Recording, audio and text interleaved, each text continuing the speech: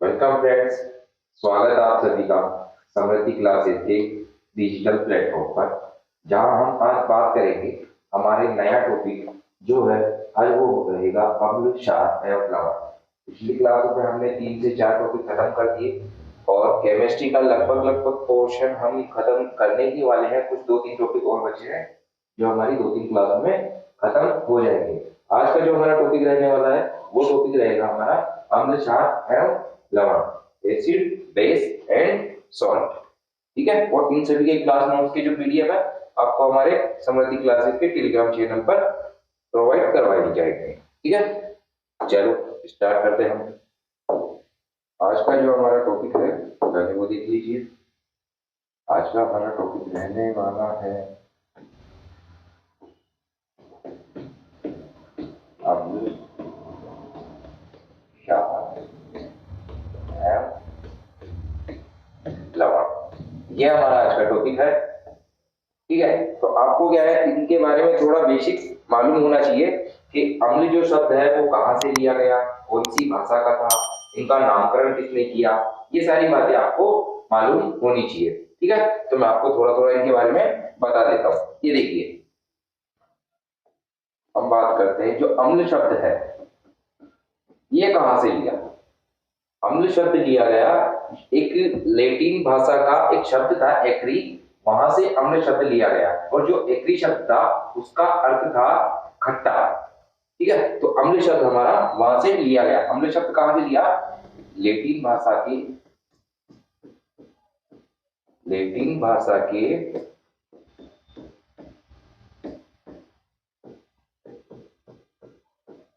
एक्री जो शब्द है जिससे लिया गया। और इसका अर्थ क्या है एक्री शब्द का? इस शब्द का अर्थ होता है खट्टा। ठीक है फ्रेंड्स, ये आप ध्यान रखिए। ठीक है, और इनका नामकरण किसने किया? क्या है इनका नाम? एक वैज्ञानिक थे रॉबर्ट बॉयल, उन्होंने इनका नामकरण किया। लेकिन इनके रासायनिक गुणों के आधार पर और इनका जो रासायनिक संगठन था उसके आधार पर इनको परिभाषित नहीं कर पाए। तो फिर एक दूसरे वैज्ञानिक आए थे आर्हेनियस, उन्होंने इसके बारे में, इसके जो रासायनिक संरचना थी, इसकी रासायनिक संरचना के आधार पर इन सभी का नामकरण किया गया। ठीक है, तो रॉबर्ट बॉयल जो पहले वैज्ञानिक थे, कौन थे? पहले जो वैज्ञानिक थे वो थे रॉबर्ट बॉयल। उन्होंने क्या किया? उन्होंने इसका नामकरण तो किया है ना, लेकिन किस आधार पर किया? वो किया पदार्थों की विशेषताओं के आधार पर। किस आधार पर नामकरण किया? उन्होंने नामकरण किया पदार्थों की विशेषताओं के आधार पर। ये सारा तो सब कुछ सही था, पर वो क्या नहीं कर पाए? वो इनकी रासायनिक संरचना के आधार पर इनको नहीं समझा पाए। तो फिर एक वैज्ञानिक आए, उनका नाम था ऑर्हेनियस। कौन आए बाद में? बाद में आए ऑर्हेनियस। उन्होंने क्या किया? जो इनकी रासायनिक संरचना थी, इनकी रासायनिक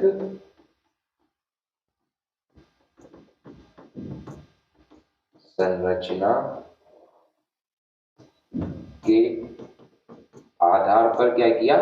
रासायनिक संरचना के आधार पर इनका व्यवहार समझाया, और इनका नामकरण हुआ। ठीक है, इतना आपको ध्यान में रखना है ना। तो ये जो आर्हेनियस थे, इन्होंने क्या कहा? इन्होंने कहा, बहुत से ऐसे यौगिक होते हैं, क्या कहा इन्होंने? देखिए, इन्होंने पहली बात ऐसी कही कि बहुत से यौगिक क्या करते हैं? पानी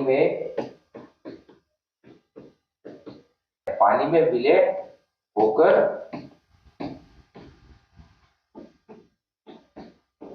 विभक्त हो जाते हैं। उनके आधार पर क्या है, इन्होंने इनके अलग अलग नामकरण किए कि एसिड कौन सा होने वाला है, बेस कौन सा होगा, साल्ट कौन सा होगा। ये इन्होंने किस आधार पर डिसाइड किया? कि कुछ इनके जो यौगिक होते हैं वो इनके पानी में विलय होने के आधार पर इनका नामकरण किया गया कि एसिड कौन सा होगा, बेस कौन सा होगा और साल्ट कौन सा होगा, ये इन्होंने बताया। ठीक है, दूसरी बात क्या कही कि ये जो यौगिक थे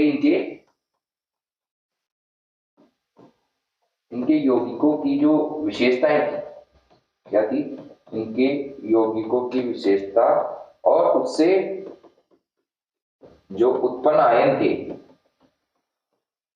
उत्पन्न आयनों के आधार पर, उत्पन्न आयनों के आधार पर,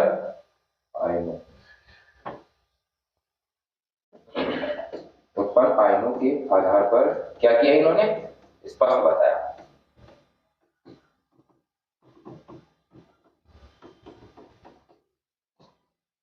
ठीक है, क्या किया इन्होंने कहा कि बहुत से ऐसे यौगिक होते हैं जो पानी में विलय होकर क्या करते हैं, विभक्त हो जाते हैं। ठीक है, पानी में विलय होकर क्या कर जाते हैं, विभक्त हो जाते हैं। इन्होंने ऐसा कहा, उस आधार पर इन्होंने क्या किया, इनका अलग अलग नामकरण किया। यौगिकों की जो विशेषता और जो उनमें उत्पन्न आयनों के आधार पर, उत्पन्न आयनों के आधार पर इन्होंने क्या किया, इनको ठीक से स्पष्ट करके इन सभी का नामकरण अलग अलग में कर दिया। चलिए देखते हैं हम थोड़ा आगे। ये हमने बेसिक देखा था। ठीक है, जो अम्ल, क्षार और लवण के बारे में था। अब हम आगे चलते हैं और हम देखते हैं अब हम देखते हैं अम्ल के बारे में। ठीक है, अम्ल क्या होते हैं, इनकी विशेषताएं क्या होती है, जब इनको पानी में घोला जाता है तो ये किस तरीके का व्यवहार करते हैं, ये सब बातें हम अभी जानेंगे। चलिए ठीक है, तो अब देखिए अम्ल क्या होते हैं, क्या होते हैं अम्ल वे पदार्थ होते हैं जो किसी दूसरे पदार्थ को क्या करते हैं, क्या होते हैं, अम्ल वे पदार्थ होते हैं जो किसी दूसरे पदार्थ को क्या कर देते हैं, प्रोटॉन दे देते हैं। ठीक है, तो आपको इनके बारे में एक बात तो ये ध्यान रखनी है कि अम्ल वे पदार्थ होते हैं, अम्ल वे पदार्थ होते हैं जो दूसरे पदार्थ को क्या करते हैं, दूसरे पदार्थ को प्रोटॉन दे देते हैं, दूसरे पदार्थ को प्रोटॉन दे देते हैं।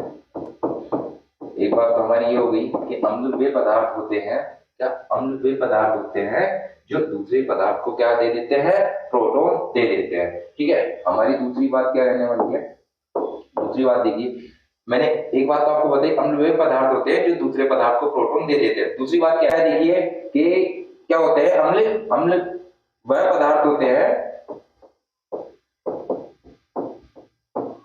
अम्ल क्या होते हैं, अम्ल वह पदार्थ होते हैं जो क्या करते हैं, जो जलीय विलयन में क्या देते हैं, जलीय विलयन में H+ आयन देते हैं। क्या देते हैं, H+ आयन देते हैं।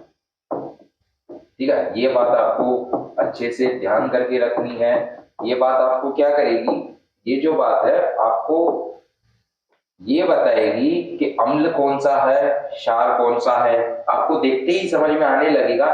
बट उसके लिए आपको करना क्या है, ये बात ध्यान में रखनी है कि अम्ल वह पदार्थ होते हैं जो जलीय विलयन में क्या देते हैं, H+ आयन देते हैं। ठीक है, जैसे आप इसका एक एग्जाम्पल बताता हूं मैं आपको, जैसे एग्जाम्पल ले लीजिए, हाइड्रोक्लोरिक अम्ल होगा। ठीक है, तो इसमें क्या होता है, जब जल में विलय होता है H+ आयन अलग हो जाता है और Cl वाला अलग है। ठीक है, तो ये क्या करते हैं, जब इनको जल में विलय करते हैं तो ये H+ आयन देते हैं या दूसरे पदार्थ को क्या करते हैं, प्रोटॉन दे देते हैं। ठीक है, चलिए आगे देखते हैं। आगे हमारे पास क्या है, हमने अम्ल के बारे में थोड़ा जाना, अम्ल होते क्या है। अब हम जानेंगे अम्लों के गुण क्या होते हैं।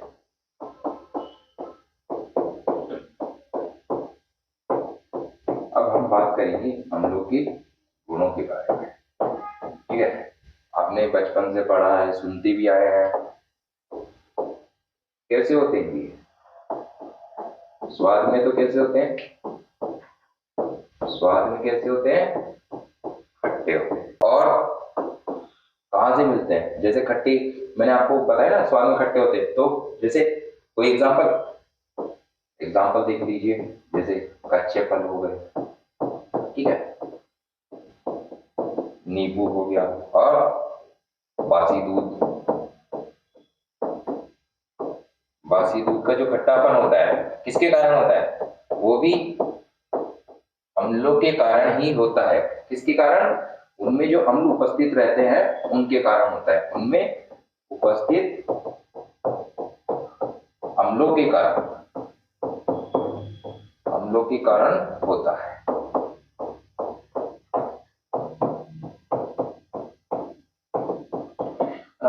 अब ये जो बात है, ये जो मैंने आपको बात बताई कि जो कच्चे फल हो गए, नींबू हो गया, जो दूध का खट्टापन है वो किस कारण होता है? उनमें उपस्थित अम्लों के कारण होता है। और ये बात आपको ये किस किन अम्लों के बारे में कही गई है? अम्ल की भी अलग अलग प्रकृति होती है और अलग अलग इनको बांटा गया है, वो अभी हम आगे देखेंगे। बट आपको बात ध्यान क्या रखनी है, यह बात क्या है? तनु अम्ल के लिए सत्य बात है, तनु अम्ल के लिए बिल्कुल सत्य है ये, और ये तनु अम्ल में तो होता ही है। आपको ये बात ध्यान रखनी है ना। और क्या है, और क्या बात है इनके लिए? अम्लों के और गुणों में आप क्या देखेंगे? इनकी जब धातुओं से क्रिया करवाई जाती है, हम जब पिछली क्लास में हमने देखा था, इनकी जब धातुओं से क्रिया कराई जाती है, धातुओं से, इनकी जब धातुओं से क्रिया कराई जाती है तो क्या देते हैं? क्या देते हैं ये? हाइड्रोजन गैस देते हैं, हाइड्रोजन गैस देते हैं। क्या देते हैं? याद लिख लीजिए, हाइड्रोजन।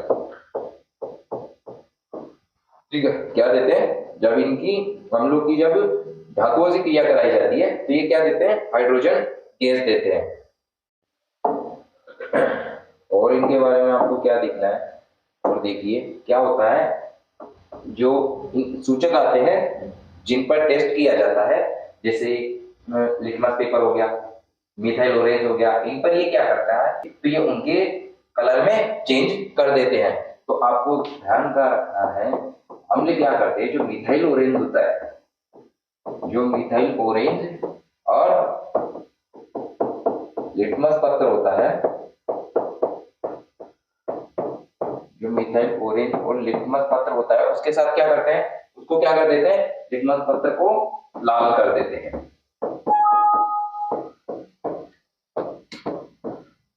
लाल कर देते हैं। ठीक है, आपको ये भी इनके बारे में एक बात याद रखनी है। ठीक है, और दूसरी बात क्या होगी? ये जो अम्ल होते हैं, जब इनकी क्रिया क्षार से करवाई जाती है, क्षार से जब क्रिया करते हैं तो क्या बनाते हैं ये? जब क्षार से इनकी क्रिया कराई जाती है तो ये बनाते हैं लवण प्लस जल। अम्ल की जब क्षारों से क्रिया करवाई जाती है तो क्या बनाते हैं? लवण और जल, है ना। तो इधर में हमने क्या देखा कि जो मिथाइल ऑरेंज और जो लिटमस पेपर होता है, जब उन पर अम्ल डालते हैं तो वो क्या करते हैं? इनका रंग चेंज करके लाल कर देते हैं। ठीक है, दूसरी बात हमने क्या देखी? जब अम्ल की क्रिया क्षार से करवाई जाती है तो ये क्या करते हैं? लवण और क्या बनाते हैं? जल बनाते हैं। चलिए थोड़ा और देखते हैं इनके बारे में। अब मैं आपको क्या है, हमने देखा कि इनके गुण कैसे होते हैं। ठीक है, हमने क्या क्या देखा? तो हम आपको स्टार्टिंग से यहाँ से देखा, हमने क्या किया? अम्ल के बारे में थोड़ी सी जानकारी ली, किसने इनका नामकरण किया, किस आधार पर किया, वो सारा देखा, है ना। और फिर इनकी जो बातें बताई गई थी और ऑर्गेनियस ने जो इनके बारे में बातें बताई वो देखी। उसके बाद में हमने क्या किया? अम्ल होते क्या है उनको जाना। ठीक है, जब इनकी क्रिया करवाई जाती है, जब इनको जल में घोला जाता है तो ये क्या कैसा बिहेव करते हैं, ठीक है, वो हमने देखा। और उसके बाद में हमने इनके गुणों के बारे में जाना, है ना। अब हम क्या देखेंगे? इधर भी हमने वही चला हमारा। अब हम क्या देखेंगे? अब हम देखते हैं अम्लों के कुछ उदाहरण। अब हम क्या देखते हैं? अब देखते हैं हम अम्लों के उदाहरण। देखते हैं हम, जैसे आपने सुना होगा और देखा तो क्या होगा, पर आपने सुना होगा, पढ़ा भी होगा कि हमारा जो आमाशय है उसमें एक एसिड पाया जाता है। ठीक है, कौन सा होता है वो? क्या ये? हाइड्रोक्लोरिक अम्ल। जब इसकी अधिकता होती है तो क्या होती है? अम्लीयता हो जाती है, या एसिडिटी बोलते हैं उसको, हाइड्रोक्लोरिक अम्ल, ये हमारे आवासीय रस में पाया जाता है। और जैसे अम्लों के उदाहरण आपने देखा होगा, कोल्ड ड्रिंक्स होती है ना, तो उनमें जो शीतल पेय होते हैं उनमें जो अम्ल होता है वो कौन सा, उनमें होता है कार्बोनिक अम्ल। कौन सा अम्ल होता है, उनमें होता है कार्बोनिक अम्ल। और ये क्या होता है, ये होता है H2CO3। ठीक है, ये भी आपको ध्यान रखना है। और कौन कौन से अम्ल होते हैं, जैसे नींबू हो गया, है ना, और नींबू कई फलों में मिलते हैं, फलों में, नींबू और फलों में कौन से अम्ल मिलते हैं, उनमें मिलता है एस्कॉर्बिक अम्ल। कौन से अम्ल मिलते हैं, एस्कॉर्बिक अम्ल मिलते हैं। ठीक है, और जो क्या होते हैं, विटामिन सी के अच्छे स्रोत होते हैं। किसके, विटामिन सी के। और जो विटामिन सी है उसी का नाम है एस्कॉर्बिक अम्ल। ठीक है, आपको ये ध्यान रखना। और कहाँ मिलते हैं अम्ल, संतरे में मिलते हैं। ठीक है, और नींबू में, संतरे में और नींबू में कौन सा मिलता है, संतरे और नींबू में मिलता है हमें साइट्रिक अम्ल। ये कुछ ऐसे अम्ल है जो हमें हमारे दैनिक जीवन में हमने देखे भी हैं, ठीक है, पढ़े भी हैं आप लोगों ने। बट ये जो मेन वैसे हैं जो आपके एग्जाम के लिए इंपॉर्टेंट है। ठीक है, बताइए चाय में कौन सा अम्ल मिलता है, चाय में भी अम्ल मिलता है। कौन सा मिलता है, चाय में मिलता है टैनिक अम्ल। कौन सा, टैनिक अम्ल, चाय में हमें मिलता है टैनिक अम्ल। ये भी आपको ध्यान रखना है। एक आध उदाहरण और देख लेते हैं, फिर हम आगे चलते हैं। नाइट्रिक अम्ल आप जानते ही हैं, नाइट्रिक अम्ल हो गया, क्या होता है ये हमारे पास होता है HNO। ठीक है, ये नाइट्रिक अम्ल हो गया। और हमारे पास सल्फ्यूरिक अम्ल हो गया। अब है तो ये सभी अम्ल, बट इनको क्लासिफाई किस तरीके से किया है, कौन सा प्रबल अम्ल है और कौन सा दुर्बल अम्ल है, वो हम थोड़ा सा आगे देखेंगे। बट ये सभी हमारे पास क्या है, ये सभी हमारे पास अम्लों के कुछ उदाहरण है। ये सल्फ्यूरिक अम्ल H2SO4, और ये क्या होता है, ये किसमें यूज होता है, ये यूज होता है जो इन्वर्टर या बैटरीज होती हैं उनमें यूज होता है। ठीक है, चलिए हम आगे देखते हैं। मैं अब आपको इनके बारे में थोड़ा सा एक सारणी से बताना चाहूँ। हाँ, ये देखिए, यहाँ से आपको पूरा अच्छे से समझ आएगा। ठीक है, अम्ल की हम बात कर रहे हैं और इतनी देर से हम उसी के बारे में पढ़ते आ रहे थे।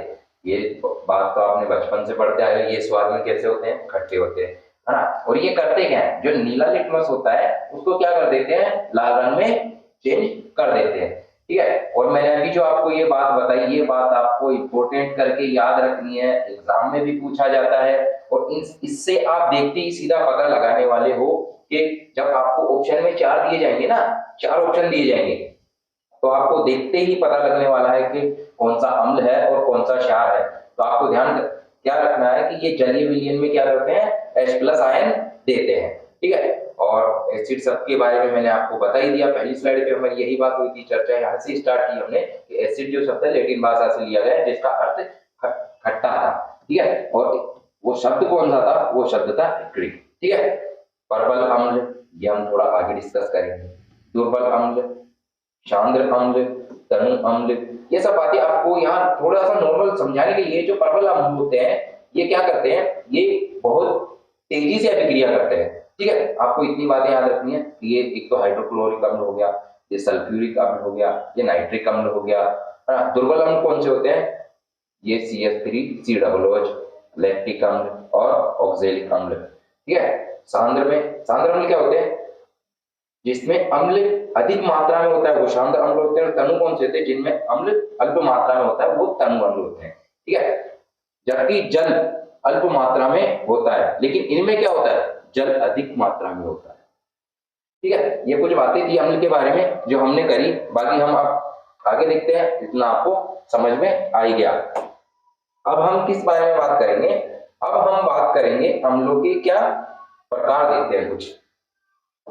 जो अभी हमने पीछे बात की तनु अम्ल, सांद्र अम्ल, है ना। तो अब हम क्या करेंगे, अम्लों के कुछ प्रकार देखते हैं, अम्लों के प्रकार। ठीक है, कैसे कैसे होते हैं। एक तो आपको ध्यान रखना है, एक होता है हाइड्रोजनी अम्ल। कौन सा होता है, एक हाइड्रोजनी अम्ल। और ये क्या होता है, क्या होता है, ये होता है कि जिन अम्लों में क्या होता है, जिन अम्लों में हाइड्रोजनी परमाणु उपस्थित होते हैं ना, उन्हें कहा जाता है। जिन अम्लों में क्या होता है, हाइड्रोजनी परमाणु उपस्थित होते हैं, हाइड्रोजनी परमाणु उपस्थित होते हैं, उपस्थित होते हैं, लेकिन क्या होता है, इनमें ऑक्सीजन परमाणु अनुपस्थित होते हैं, परंतु जो ऑक्सीजन परमाणु है वो कैसे होते हैं, वो क्या होते हैं, अनुपस्थित होते हैं।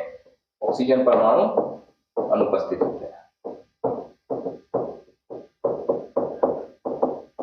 अनुपस्थित होते हैं।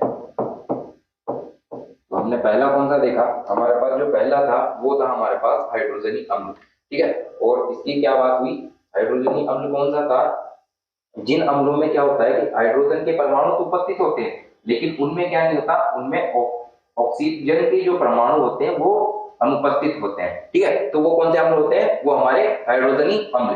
दूसरा हम देखेंगे, तो दूसरा हमारे पास होगा, दूसरा कौन सा होगा, दूसरा हमारे पास होगा ऑक्सी अम्ल। ये अम्लों के कुछ प्रकार है, मैं आपको इसलिए बता रहा हूं क्योंकि ये आपके एग्जाम में आ सकते हैं, पूछा भी जा सकता है। ठीक है, तो ऑक्सी अम्ल की बात करें, वही बात है सेम, बस यहाँ ऑक्सीजन के परमाणु उपस्थित होंगे और हाइड्रोजन के परमाणु अनुपस्थित होते हैं। ठीक है, तो जिन अम्लों में क्या होता है, जिन अम्लों में हाइड्रोजनी परमाणु तो क्या होते हैं, अनुपस्थित, हाइड्रोजनी परमाणु होते हैं अनुपस्थित, अनुपस्थित, और ऑक्सीजन परमाणु क्या होते हैं, ऑक्सीजन परमाणु होते हैं उपस्थित। वो कौन से होते हैं,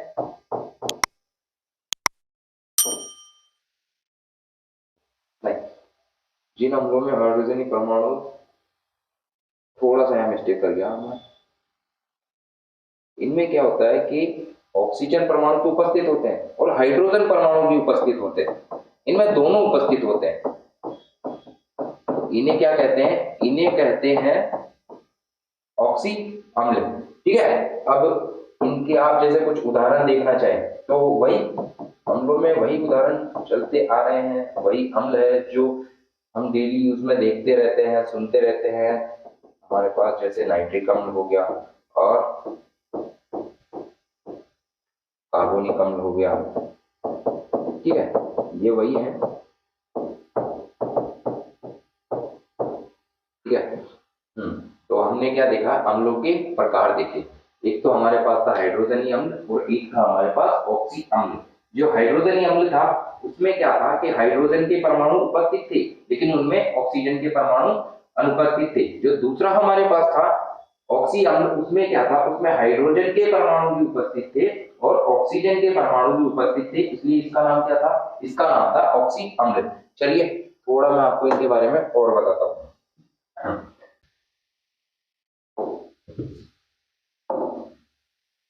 तो हमारे पास पहला कौन सा था, पहला देखिए, पहला हमारे पास है प्रबल अम्ल, है ना। मैं आपको प्रबल अम्ल और दुर्बल अम्ल क्या होते हैं इनके बारे में थोड़ा थोड़ा मैं आपको समझा देता हूँ ताकि आपको पहचानने में इनमें क्या है आसानी थोड़ी रहेगी। प्रबल अम्ल क्या होते हैं, प्रबल अम्ल वो अम्ल जो क्या करते हैं, जल में पूर्णतया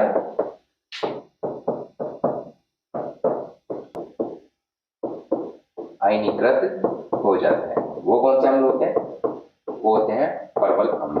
और क्या करते हैं, जब ये जल में आयनीकृत हो जाते हैं तो हमने देखा था ये क्या करते हैं कि हाइड्रोजन गैस मुक्त करते हैं, जो हाइड्रोजन गैस होती है उसे रिलीज करते हैं, ठीक है, गैस मुक्त करते हैं, मुक्त करते हैं। और मैंने अभी आपको बताया परवल अम्ल क्या करते हैं, इनकी जो अभिक्रिया करने की दर होती है ना, ये बहुत तीव्र अभिक्रिया करते हैं। तो आपको ध्यान क्या करना है, अभिक्रिया करने की दर तीव्र लिख लीजिए, तीव्र होती है, ठीक है। अब जैसे इनके कुछ उदाहरण मैं आपको बता दूं, उदाहरण में जैसे आप देखिए हमारे पास हाइड्रोक्लोरिक अम्ल हो गया, ठीक है, ये हमारे पास सल्फ्यूरिक अम्ल हो गया, ठीक है, और जैसे हमारे पास ये नाइट्रिक अम्ल हो गया, ठीक है। तो ये कुछ ऐसे अम्ल है जो क्या है, प्रबल अम्ल है। और प्रबल अम्ल क्या होते हैं, प्रबल अम्ल वो होते हैं जब उन वे जलीय विलयन में क्या होते हैं, पूर्णतः आयनीकृत हो जाते हैं। वो हमारे पास कौन से होते हैं, वो प्रबल अम्ल होते हैं। और जब जल में आयनीकृत होते हैं तो ये हाइड्रोजन गैस रिलीज करते हैं, ठीक है। और क्या होते हैं, इनकी जो रिएक्शन करने की रेट होती है वो क्या होती है, हाई होती है। अभिक्रिया करने की इनकी दर क्या होती है, तेज होती है ना। हमारे पास इनके उदाहरण हाइड्रोक्लोरिक अम्ल हो गया, सल्फ्यूरिक अम्ल हो गया, नाइट्रिक अम्ल हो गया, ठीक है। ये आपको प्रबल अम्ल के बारे में ध्यान रखना है। बाकी आज मुझे लगता है हमारा शायद अम्ल ही थोड़ा लंबा है, यही हो पाएगा। बाकी देखेंगे हम 2-3 क्लासें और लेंगे इस टॉपिक के लिए। तो मैं आपको क्या है, इनके बारे में कुछ एक दो बातें नोट करवा दूं तो शायद आपके लिए बहुत अच्छा रहेगा और वो आपके एग्जाम के लिए भी अच्छा रहेगा, ठीक है। तो आप लिखिए, मैं आपको पहला नोट करवाता हूँ। और ये जो है आपको अच्छे से लिखना है और समझना भी है, क्योंकि ये आपके एग्जाम के लिए बहुत इंपॉर्टेंट है। आपने सुना होगा ना कार्बोनिक अम्ल, नाम तो सुना ही होगा। जो कार्बोनिक अम्ल होता है H2CO3, ठीक है। और क्या होता है, सल्फ्यूरस अम्ल। सल्फ्यूरिक अम्ल की बात नहीं है, सल्फ्यूरस अम्ल भी होता है। इसका फॉर्मूला होता है H2 और SO3, H2SO3। इसका फॉर्मूला क्या होता है, H2SO3। तो जो कार्बोनिक अम्ल होता है और जो सल्फ्यूरस अम्ल होता है, अगर इन दोनों को छोड़ दे, ठीक है, अगर इनको छोड़ दें तो आप दूसरी बात क्या देखेंगे कि कार्बोनिक अम्ल को छोड़ दिया और सल्फ्यूरस अम्ल को छोड़ दिया, ठीक है। तो हमारे पास क्या रहेगा, इन दोनों को छोड़ देना तो जितने भी खनिज अम्ल है, जितने भी खनिज अम्ल है वो क्या होते हैं, सभी प्रबल अम्ल होते हैं,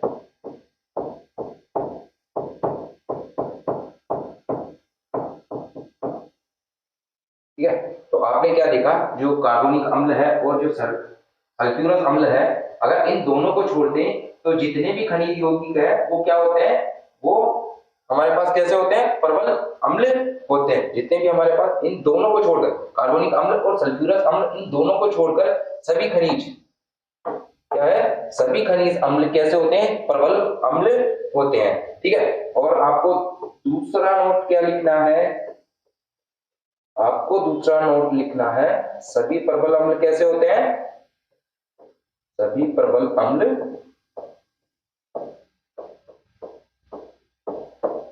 प्रबल अम्ल है। तो आपको ध्यान क्या रखना है, सभी प्रबल अम्ल कैसे होते हैं, प्रबल विद्युत अपघट्य भी होते हैं। कैसे होते हैं, प्रबल विद्युत अपघट्य है, प्रबल विद्युत अपघट्य होते हैं,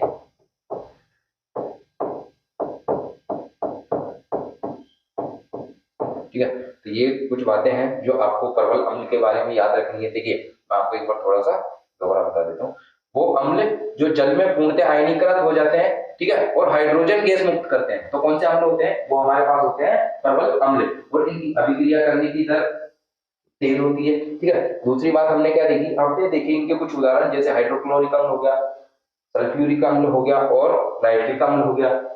उसके अलावा हमने एक नोट लिखा और उसमें क्या लिखा कि जो कार्बोनिक अम्ल होता है, ठीक है, कार्बोनिक अम्ल और जो सल्फ्यूरस अम्ल है, अगर इन दोनों को छोड़ दें तो सभी खनिज अम्ल कैसे होते हैं? सभी खनिज अम्ल प्रबल अम्ल होते हैं। ठीक है, दूसरा नोट में हमने क्या लिखा, दूसरी बात हमने ये नोट की कि सभी जितने भी ये प्रबल अम्ल है, इन दोनों को छोड़कर जो भी है वो सारे प्रबल अम्ल है ना। और सभी प्रबल अम्ल को, सभी ये जितने भी प्रबल अम्ल है वो क्या है? प्रबल विद्युत अपघट्य होते हैं। ठीक है, प्रबल अम्ल के बारे में मैंने आपको बता दिया। अब हम थोड़ा देखते हैं दुर्बल अम्ल के बारे में।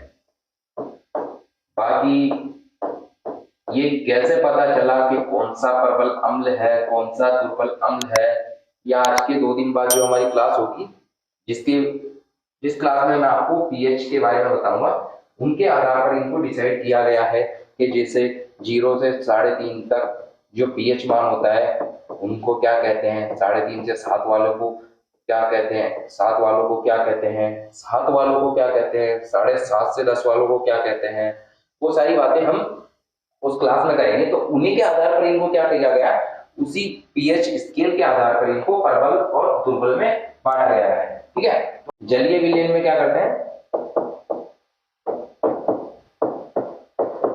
जलीय विलयन में पूर्णतया तो नहीं बट आंशिक रूप से मानो, हाँ पूर्णतया तो नहीं, आंशिक रूप से आयनीकृत होते हैं,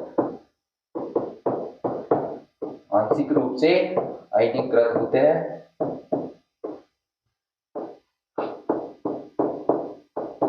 मतलब पूरी तरह नहीं घुल पाते, कुछ थोड़े ही घुल पाते हैं, कुछ थोड़ा ही क्वांटिटी में घुल पाते हैं। ठीक है, और दूसरी बात, जैसे हमने प्रबल अम्ल में देखी थी उनकी अभिक्रिया करने की दर ज्यादा थी, तो यहाँ क्या है, इनकी अभिक्रिया करने की दर क्या है, इनकी कम है। अभिक्रिया करने की दर कैसी है, दर क्या है इनकी, कम है। ठीक है, जैसे मैं आपको इनके कुछ उदाहरण बताऊं, जैसे हमारे पास एसिटिक अम्ल हो गया, एसिटिक अम्ल हो गया, चींटियों में जो मिला करता है फॉर्मिक अम्ल हो गया, और कौन सा था, टार्ट्रिक अम्ल हो गया, और टार्ट्रिक अम्ल हो गया, और आप लिख लीजिए, हाँ कार्बोनिक अम्ल लिख लीजिए, कार्बोनिक अम्ल हो गया। ये सभी क्या है, ये सभी दुर्बल अम्ल के क्या है, उदाहरण है। और देखिए मैंने आपको बताया कि जलीय विलयन में पूर्णतया तो नहीं, आंशिक रूप से आयनीकृत हो जाते हैं, इनकी अभिक्रिया करने की दर कम होती है। और इनके जो कुछ उदाहरण है मैंने आपको बताया, जैसे फॉर्मिक अम्ल हो गया, टार्ट्रिक अम्ल हो गया, एसिटिक अम्ल हो गया, कार्बोनिक अम्ल हो गया, ये सभी कैसे हैं, ये सभी दुर्बल अम्ल है। ठीक है, चलिए अब हम थोड़ा आगे बढ़ते हैं और हम बात करते हैं अब अम्लों के उपयोग। ठीक है, ये उपयोग में क्यों आते हैं, अम्लों के हम क्या देखेंगे, अब उपयोग देखेंगे, इनको यूज में क्यों लिया जाता है। ठीक है, हमारे दैनिक जीवन में इनका कोई यूज है भी नहीं है। ठीक है, तो हम देखते हैं, पहला पहला हम लेंगे एसिटिक अम्ल लेते हैं, एसिटिक अम्ल पहला हम लेते हैं एसिटिक अम्ल। ठीक है, और ये होता क्या है, ये होता है CH3COOH, ये क्या होता है, ये हमारे पास ये होता है एसिटिक अम्ल। ठीक है, अब जब हम उपयोग की बात कर रहे हैं तो इसका उपयोग कहाँ लिया जाता है, इसका उपयोग किया जाता है जो खाद्य पदार्थ होते हैं, खाद्य पदार्थों के प्रसंस्करण में। और प्रसंस्करण क्या होता है, आपने सुना होगा ना, फूड प्रोसेसिंग। फूड प्रोसेसिंग में इनका यूज किया जाता है, किस रूप में, विलायक के रूप में। किस रूप में यूज किया जाता है, विलायक के रूप में। ठीक है, और इनका यूज कहाँ किया जाता है, और दूसरा यूज देख लीजिए, एसीटोन बनाने में किया जाता है। सिरका आप जानते भी हो, आपने सुना भी है, सिरके के निर्माण में इसका यूज किया जाता है।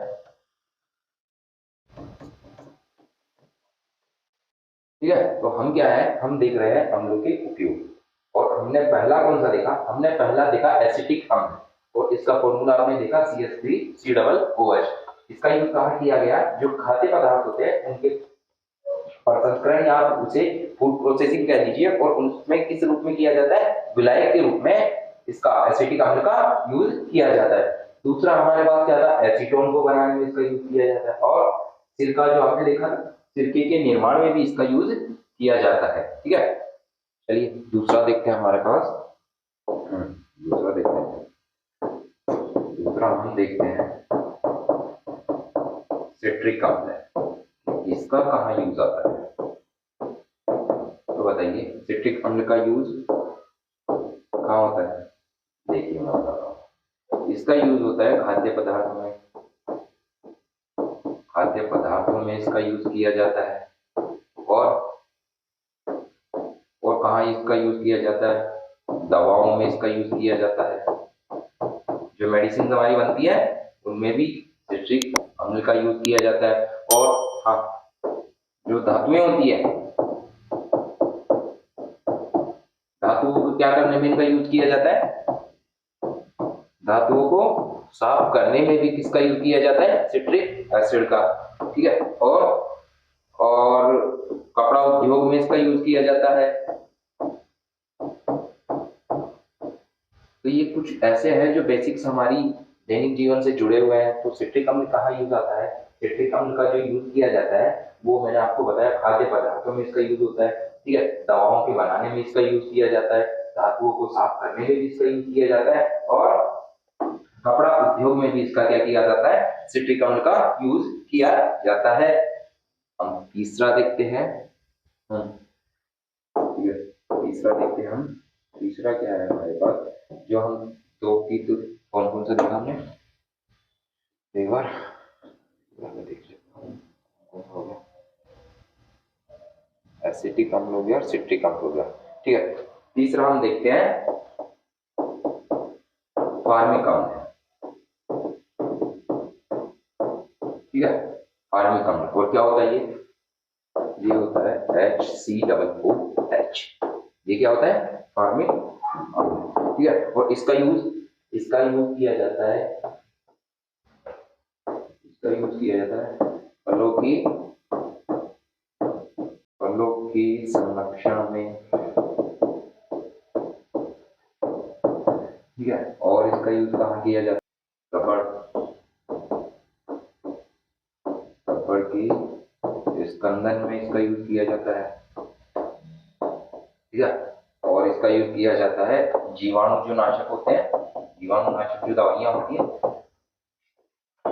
उसमें इसका यूज किया जाता है जीवाणु नाशक के रूप में। ठीक है, और उसका यूज किया जाता है चमड़ा उद्योग में। ठीक है, तो जो फार्मिक अम्ल है उसके बारे में आपको कुछ बातें याद रखनी है कि इसका यूज कहाँ किया जाता है। एक तो इसका यूज किया जाता है फलों के संरक्षण में, ठीक है, रबड़ के स्कंदन में, और जीवाणुनाशक के रूप में, और चमड़ा उद्योग में इसका यूज किया जाता है। ठीक है, तीन हो गए हमारे। आगे देखते हैं, कुछ और भी है जो डेली के हिसाब से तो आपको जानना बनता ही है। ठीक है, जैसे हाइड्रोक्लोरिक अम्ल हो गया, ये भी तो एसिड ही है, हाइड्रोक्लोरिक अम्ल, और आप इससे तो भली भांति परिचित भी है, HCl। ठीक है, इसका यूज कहाँ होता है बताइए, इसका यूज होता है प्लास्टिक में, PVC होती है प्लास्टिक, उसमें इसका यूज होता है। ठीक है, और जैसे रंजक हो गया, और जैसे टेक्सटाइल उद्योग हो गए, टेक्सटाइल जो उद्योग होता है उसमें भी हाइड्रोक्लोरिक अम्ल का यूज किया जाता है, और दवाइयां बनाने में इसका यूज किया जाता है, दवाइयां बनाने में,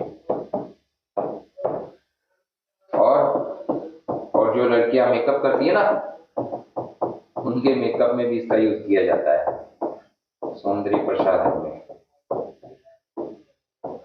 ठीक है, जो डेटिंग पेंटिंग होती है, हाँ सॉरी, मेकअप जो होता है ना, उसमें भी इसका यूज किया जाता है। ठीक है, और सबसे मेन इंपोर्टेंट इसका यूज कहाँ किया जाता है, एक्वारेजिया, नाम सुना होगा आपने, नहीं सुना होगा तो ये मान लो आपने, पता नहीं कितने नंबर का आएगा ये क्वेश्चन, पर एक बार तो नहीं 4 बार तो आएगा ही। ठीक है, तो आपको इसको अच्छे से याद रखना है। जो अम्लराज होता है उसको बनाने में इसका यूज किया जाता है।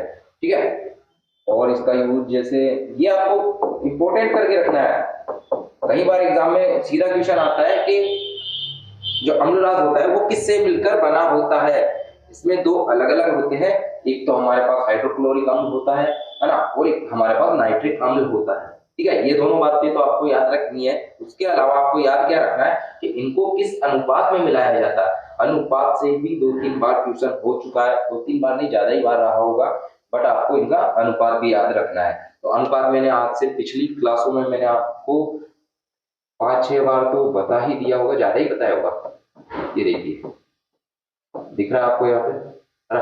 तो एक तो हाइड्रोक्लोरिक अम्ल हो गया हमारे पास, एक हमारे पास हो गया नाइट्रिक अम्ल। ठीक है, तो आपको ध्यान क्या रखना है कि इनको किस अनुपात में मिला के अम्लराज या एक्वारेजिया बनाया जाता है। जो हाइड्रोक्लोरिक अम्ल है इसको मिलाया जाता है 3 अनुपात में, और जो HNO3 नाइट्रिक अम्ल है इसको मिलाया जाता है 1 अनुपात में। ठीक है, ये बात अलग है, पर आप फिर भी इसको याद रखिएगा। ठीक है, और हम बात कर रहे थे हाइड्रोक्लोरिक अम्ल की। इसका यूज कहाँ किया जाता है? इसका यूज किया जाता है चमड़ा उद्योग में, और हाँ, प्रयोगशाला में, जो हमारी लेबोरेटरी होती है उनमें भी इसका यूज किया जाता है। प्रयोगशाला में किसके रूप में? अभिकर्मक के रूप में इसका यूज किया जाता है, अभिकर्मक के रूप में। ठीक है, चलिए आगे देखते हैं। अच्छा, हाइड्रोक्लोरिक अम्ल हो गया, चलो यही देखते हैं हम, नाइट्रिक अम्ल। कौन से नंबर का है? ये 4 था, हाँ 5th नंबर। 5th नंबर कौन सा था हमारे पास? नाइट्रिक अम्ल। ये क्या होता है? HNO3। ठीक है, आपको ये याद रखना है। इसके लिए भी सेम लगभग वही बातें हैं कि इसमें यूज किया जाता है इसका उर्वरकों को बनाने में, है ना, और रंजक बनाने में। ठीक है, और जैसे वहां प्लास्टिक बनाया था, प्लास्टिक बनाने में इसका भी यूज किया जाता है। प्लास्टिक बनाने में, इधर दवाइयां बनाने में, दवाइयां कह लो औषधियां कह लो, एक ही बात है। दवाइयां बनाने में भी इसका यूज किया जाता है। ठीक है, और इसका यूज कहाँ किया जाता है? और हाँ, अभी पीछे बताया था ना, एक्वारेजिया, अम्लराज बनाने में, अम्लराज बनाने में वहां भी इसका यूज किया जाता है। ठीक है, और कहाँ यूज किया जाता है? ये आप, है ना, ये वाली मैं इंपॉर्टेंट वाले इसी लाइन में लिखा देता हूँ, है ना। ये वाली लाइन आप याद रखना। एक्वारेजिया अम्लराज बनाने में इसका यूज किया जाता है। रॉकेट ईंधन में इसका यूज किया जाता है, रॉकेट ईंधन में, फोटोग्राफी में, फोटोग्राफी, और जो विस्फोटक होते हैं,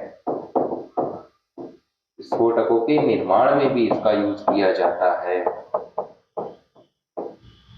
तो आप ये बातें याद रखो या ना रखो, है ना, बट आपको पता है, आपको ये वाली बात तो याद रखनी ही है।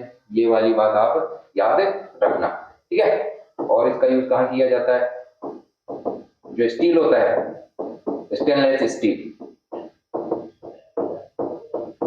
उसके संरक्षण में इसका यूज किया जाता है, ताकि उस पर क्या नहीं लगे, उस पर जंग नहीं लगे। तो उसके लिए कौन सा? ये हमारा नाइट्रिक अम्ल, इसका उसके जो संचारण होता है उसके संचारण को कम करने के लिए इसका यूज किया जाता है। संचारण को कम करने के लिए,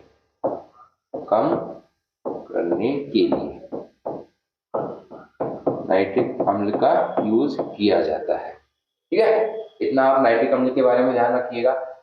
इसका यूज कहाँ किया जाता है? इसका यूज किया जाता है प्लास्टिक बनाने में, है ना, उर्वरकों में, रंजक के रूप में, दवाइयां बनाने में, और स्टेनलेस स्टील के संचारण को कम करने के लिए भी इसका यूज किया जाता है। ये भी बात एक बार थोड़ी इंपॉर्टेंट है, आप इसको भी ध्यान रखना, बट ये बात आप थोड़ी ज्यादा अच्छे से ध्यान रखना ये जो एक्वारेजिया वाली बात है, ये आप अच्छे से ध्यान रखना। एक्वारेजिया अम्लराज बनाने में, रॉकेट ईंधन में, फोटोग्राफी में और विस्फोटकों के निर्माण में इसका यूज किया जाता है। ठीक है, चलिए आगे देखते हैं हमारे पास छठे नंबर पे। छठे नंबर पे आप देखिए सल्फ्यूरिक अम्ल है। सल्फ्यूरिक अम्ल, सल्फ्यूरिक अम्ल का फॉर्मूला क्या होता है? हाँ जानते, मैंने आपको बहुत बार बता दिया वैसे तो, H2SO4। और अभी थोड़ी देर पहले मैंने बताया था किसमें यूज आया था ये, बैटरियों में। जो सीसा संचायक बैटरियां होती है ना, सीसा संचायक बैटरियां, उनमें इसका यूज किया जाता है। ठीक है, और इसका यूज किया जाता है वर्णक के रूप में, रंजक के रूप में। ठीक है, और इसका यूज किया जाता है जो अपमार्जक होते हैं। जब हम साबुन और अपमार्जक पढ़ेंगे उसके बारे में तो तब वहां अच्छे से पढ़ेंगे, पर यहाँ इतना ही याद रखिए आप कि अपमार्जक के उद्योग में इसका यूज किया जाता है। ठीक है, और संचायक बैटरिया मैंने आपको बता ही दिया। एक नाइट्रोसेल्यूलोस होता है, नाइट्रोसेल्यूलोस, उसके निर्माण में भी इसका यूज किया जाता है, सेल्यूलोस के निर्माण में। ठीक है, और नाइट्रोसेल्यूलोस के निर्माण में इसका यूज किया जाता है। और आप यहाँ पर है ना इस बात को थोड़ा पॉइंट कर लीजिए, इस बात का आप थोड़ा ध्यान रखिएगा कि ये जो नाइट्रोसेल्यूलोस है उसके निर्माण में किसका यूज किया जाता है, सल्फ्यूरिक अम्ल का निर्माण, इसमें इसका यूज किया जाता है सल्फ्यूरिक अम्ल का, इसमें नाइट्रोसेल्यूलोस के निर्माण में। और एक मेन बात और याद रखिएगा, इसमें जो पेट्रोलियम होता है, पेट्रोलियम, उसके किसमें, उसके शोधन में, जो उसका शुद्धिकरण होता है, पेट्रोलियम जहां निकाला जाता है जिनसे अयस्कों से, तो उनके क्या होता है, शोधन में इसका यूज किया जाता है सल्फ्यूरिक अम्ल का। तो सल्फ्यूरिक अम्ल के बारे में आपने इतनी बातें देखिए, दोबारा देखिए, बैटरियों में यूज किया जाता है, जो सीसा संचायक बैटरियां होती है, और इसे क्या कहते हैं, हाँ ये वाली इंपॉर्टेंट बात थोड़ी सी आप देख लीजिए। किधर लिखूं, चलो मैं इसको थोड़ा सा छोटा कर लीजिए। जो सल्फ्यूरिक अम्ल होता है,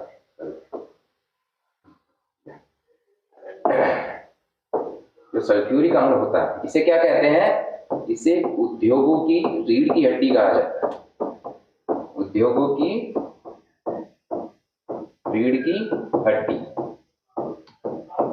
ये बात आप याद रखिए, है ना। तो कहाँ यूज किया जाता है, बैटरियों में और वर्णक में, रंजक में, अपमार्जक उद्योग में, नाइट्रोसेल्यूलोस के निर्माण में। और ये दोनों बातें आपको याद रखना, उद्योगों की रीढ़ की हड्डी, पेट्रोलियम के शोधन में और नाइट्रोसेल्यूलोस के निर्माण में। ठीक है, ये हमारी बातें हुई सल्फ्यूरिक अम्ल के बारे में। ठीक है, आगे देखते हैं हमारे पास, आगे हमारे पास ऑक्सैलिक अम्ल। ऑक्सैलिक अम्ल कितने नंबर का है ये, सेवंथ शायद, सेवंथ सेवंथ है ना। ऑक्सैलिक अम्ल ये क्या होता है, ये होता है C2O4 होता है।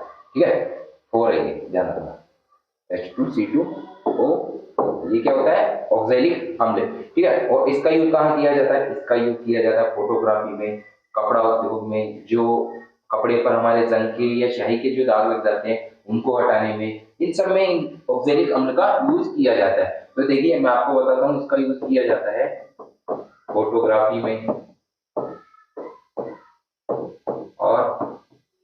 और जो कपड़ों की रंगाई छपाई होती है, कपड़ों की रंगाई छपाई में, कपड़ों की रंगाई छपाई में इसका यूज किया जाता है। और इसका उपयोग कहाँ किया जाता है, और इसका यूज किया जाता है चमड़ा उद्योग में,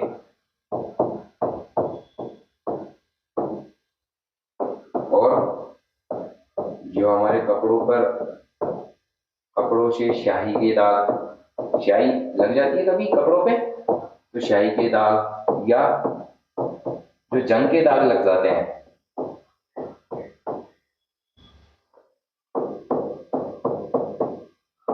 जंग के दाग हटाने में भी इसका यूज किया जाता है, जंग के दाग हटाने में। ये इसका यूज देखे हमने, ये हमने देखा ऑक्सैलिक अम्ल, और ये होता क्या है H2C2O4, ठीक है। और इसका यूज मैंने आपको कहाँ बताया, फोटोग्राफी में इसका यूज होता है, कपड़ों की रंगाई छपाई में भी इसका यूज किया जाता है, और चमड़ा उद्योग में इसका यूज किया जाता है, और कपड़ों से जो शाही या जंग के जो दाग होते हैं उनको हटाने में भी किसका, ऑक्सैलिक अम्ल का यूज किया जाता है, ठीक है। अब मैं आपको हमारे लगभग सारे अम्ल हो ही गए जो मेन दैनिक जीवन में हमारे काम आने वाले थे, ठीक है, जिनको हमने बचपन से देखा भी है, सुना भी है, वो सारे लगभग कंप्लीट हो गए हैं। बट मैं आपको एक टेबल के माध्यम से अम्ल, उनके क्या क्या उपयोग है, ठीक है, और कहाँ से इनके प्राकृतिक स्रोत क्या है, कहाँ से मिलते हैं, ठीक है, उनके बारे में मैं आपको थोड़ा बता देता हूँ। मैं आपके लिए टेबल लाया था,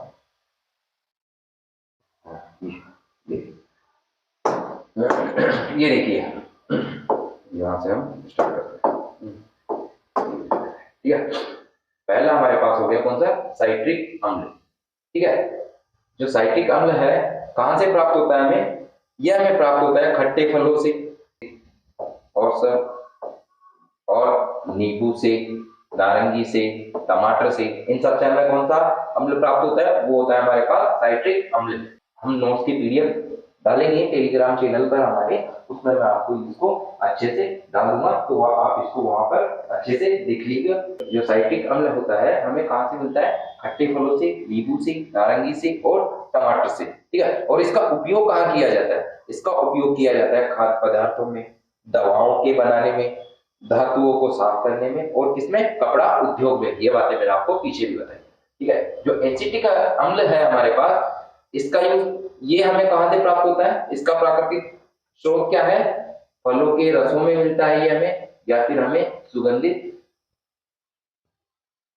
तेलों में, ठीक है। ये आपको ध्यान रखना है, कहाँ मिलता है एसिटिक अम्ल, फलों के रसों में या सुगंधित तेलों में, ठीक है। और इसका यूज कहाँ, इसका उपयोग किया जाता है खट्टे खाद्य पदार्थ होते हैं जो, जैसे सिरका हो गया, उसको बनाने में, एसीटोन को बनाने में, किसके रूप में, विलायक के रूप में। हमारे पास जो फार्मिक अम्ल है, ये हमें कहां से मिलता है, जो लाल चींटियां होती हैं, लाल चींटियां या जो बिच्छू होते हैं, जब काटते हैं तो एक जलन सी होती है ना, वो किसके कारण होती है, वो हमें फॉर्मिक अम्ल के कारण होती है, ठीक है। और जो फॉर्मिक अम्ल होता है उसको उपयोग कहाँ में लिया जाता है, उसका उपयोग किया जाता है जो फल होते हैं उनको संरक्षित रखने में, या जीवाणुनाशक और चमड़ा व्यवसाय में, रबर के स्कंदन में, इन सब में किसका यूज लिया जाता है, फॉर्मिक अम्ल का। तो फॉर्मिक अम्ल का यूज कहाँ लिया जाता है, देखिए फलों को संरक्षित रखने में, ठीक है, और जीवाणुनाशक के रूप में, ठीक है, और चमड़ा उद्योग में, ठीक है, और रबर के स्कंदन में इसका यूज किया जाता है फॉर्मिक अम्ल का। आगे देखिए हमारे पास है सल्फ्यूरिक अम्ल, मैंने आपको बताया क्या कहते हैं, यह हमें कहां से प्राप्त होता है, हमारा जो कशिश है वहां से प्राप्त होता है, और इसका यूज सीसा संचयक बैटरी बनाने में, विस्फोटकों के निर्माण में, ये सारी बातें मैंने आपको वैसे पीछे बता दी है ना।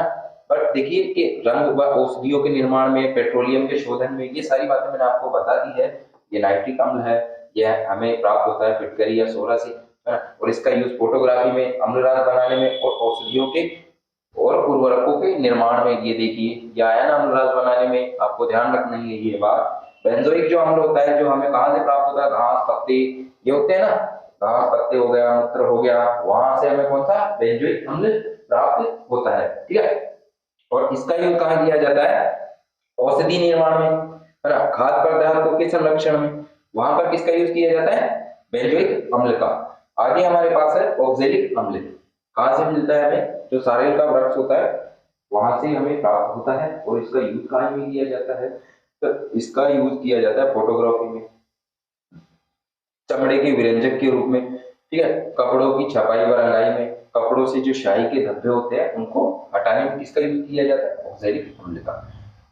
आखिरी में हमारे पास बचता है मैलिक अम्ल, यह हमें कहां से मिलता है, सेब हो गया, केला हो गया, ठीक है, और संतरे का जो छिलका होता है उसमें, आलू हो गया, गाजर हो गया, वहां से हमें कौन सा मिलता है, मैलिक अम्ल, है ना। और इसका यूज कहाँ, सौंदर्य प्रसाधन, जो मेकअप के जो सामान होते हैं ना उनमें, और जो त्वचा की सुरक्षा करने वाले जितने भी उत्पाद होते हैं उन सब में इसका यूज किया जाता है। ठीक है, तो ये कुछ बातें थी और कुछ वो अम्ल थे जो हमारे दैनिक जीवन में हमने देखे भी हैं, है ना, और यूज आते हैं, तो ये वही सब है। बाकी मैंने आज आपको देखिए क्या क्या बता दिया।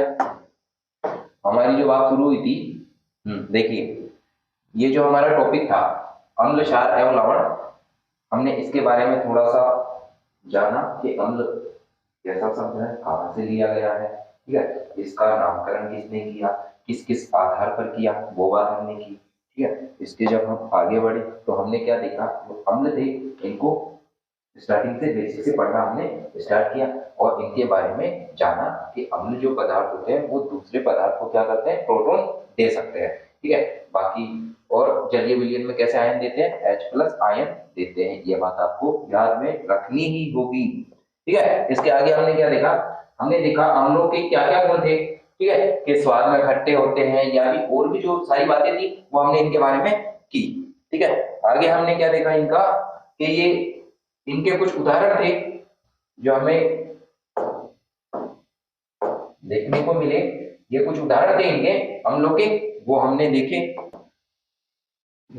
उसके बाद हमने क्या देखा कि ये जो अम्ल थे उनकी प्रॉपर्टीज थी, प्रबल अम्ल कौन सा, दुर्बल अम्ल कौन से, सांद्र अम्ल कौन से, तनु अम्ल कौन से, इन सबको यहाँ से हमने थोड़ा थोड़ा देखा। बाकी इनके बारे में बातें हमने आगे की जब हमने अम्लों का प्रकार देखा। तो प्रकार में हमने क्या देखा, एक तो हमारे पास था हाइड्रोजनिक अम्ल और एक हमारे पास था ऑक्सी अम्ल। ठीक है, ये हमने खत्म किया। इसके बाद हमने क्या देखा, इसके बाद हमारे पास आया कि प्रबल अम्ल कौन से होते हैं और दुर्बल अम्ल कौन से होते हैं, इन दोनों में हमने डिफरेंस किया। ये हमारी सारी बातें हुई थी प्रबल अम्ल के बारे में, ये मैंने आपको इनके बारे में 2 अच्छे नोट भी दिए। ठीक है, उसके बाद हमने बातें की दुर्बल अम्ल के बारे में, इसके बारे में अच्छे से जाना। फिर उसके बाद हमारे पास क्या आ गए, हमारे पास आ गए जो डेली यूज के, और हम जो हमारे डेली यूज के जो अम्ल थे उनका यूज हम देखने, उनके जो यूज थे वो हमने देखना स्टार्ट किया। और वो कौन कौन से अम्ल थे हमारे पास, हमारे पास पहला आया था एसिटिक अम्ल, हमने उसका यूज देखा कहाँ किया, सिट्रिक अम्ल कहाँ कहाँ उसका यूज होता है, फॉर्मिक अम्ल कहाँ उसका यूज किया जाता है।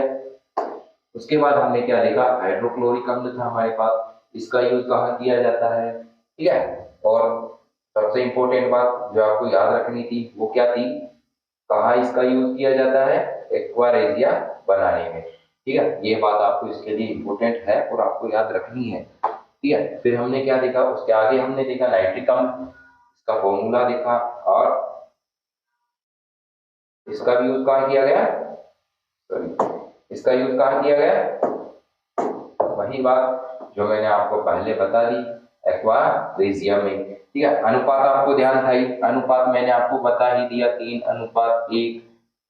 जो तीसरा अनुपात है वो किसका है, वो हमारे पास है हाइड्रोक्लोरिक अम्ल का। जो 1 अनुपात है वो हमारे पास किसका है, वो हमारे पास है नाइट्रिक अम्ल का। ठीक है, H है ये नाइट्रिक अम्ल का। ठीक है, इतना हमने जाना।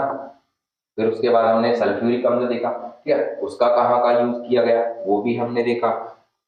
उसके बाद हम आगे बढ़े तो हमें मिला ऑक्जेलिक अम्ल, ऑक्जेलिक अम्ल के सारे यूज हमने देखे, कहाँ कहाँ इसका यूज किया जाता है। ठीक है, फिर हमने आगे, फिर ये सारणी थी, इस सारणी को मैंने आपको अच्छे से समझा के और इसके बारे में पूरा अच्छे से बता दिया। वैसे तो ये सारी चीजें मैंने आपको पहले ही बोल पे समझा दी थी, बट एक सारणी के माध्यम से और मैं आपको इनको अच्छे से समझाने की कोशिश की मैंने, और यही सारणी टेबल जो हमारे नोट्स के पीडीएफ होगी तो मैं आपको अपलोड करवा दूंगा।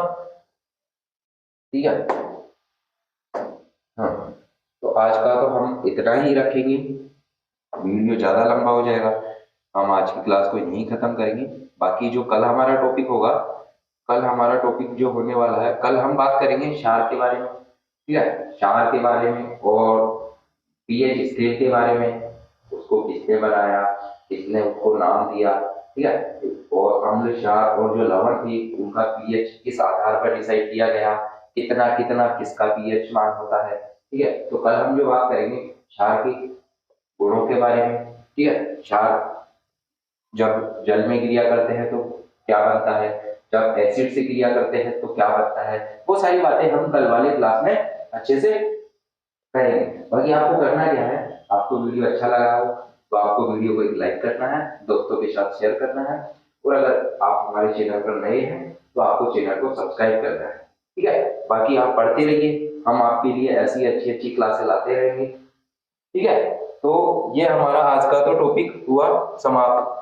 जो हमारी बात होगी कल की, मैंने बताई कि हमारा टॉपिक कल क्या रहने वाला है, वो बात भी मैंने आपको बता दी। ठीक है, तो आपको करना क्या है, वीडियो अच्छा लगा हो तो एक लाइक करना है और एक प्यारा सा कमेंट करना है, या हमें किसी बात के बारे में या हमारे पढ़ाने के तरीके के लिए या किसी टॉपिक के लिए कोई डिस्कस करना हो, कोई सजेशन देना हो, कुछ भी, तो हमें उसके लिए कमेंट कर सकते हैं। ठीक है, वीडियो को लाइक करना है और दोस्तों के साथ वीडियो को शेयर करते रहना है और चैनल को सब्सक्राइब कर देना है। बाकी हम आपको मिलेंगे हमारी नई क्लास में। ठीक है, तो चलते हैं फ्रेंड्स, मिलते रहेंगे, हमारी नई नई क्लासें आपके लिए लाते रहेंगे जो आपके एग्जामों के लिए आपके लिए बहुत ही महत्वपूर्ण रहेगी।